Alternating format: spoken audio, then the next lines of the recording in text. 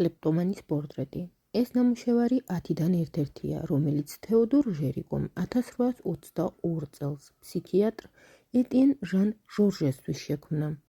იმხანად, როდესაც ფსიქიატრმა ჟერიკოს სხვადასხვა ფსიქიკური დაავადებების მქონე ადამიანების პორტრეტთა შესაქმნელად მიმართა, ფსიქიატრი მის მორიგ კვლევაზე მუშაობდა.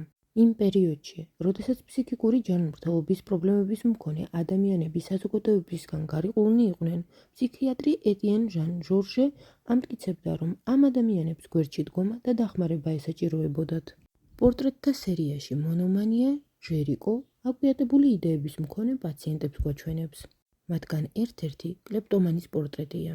შეგახსენებთ, რომ კლეპტომანია ქურდობისადმი ზოგიერთი ფსიქიკური დაავადებით გამოწვეული გადაულახავი ავადმყოფური მიდრეკილებაა.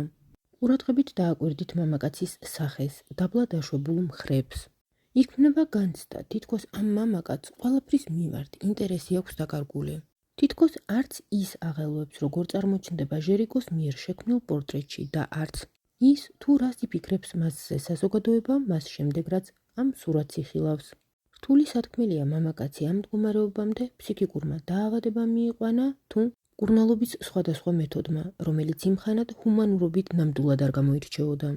ჟერიკოს ეს ნამუშევარი დღესდღეობით ბელგიაში, გენტის ნატიფი ხელოვნების მუზეუმშია დაცული.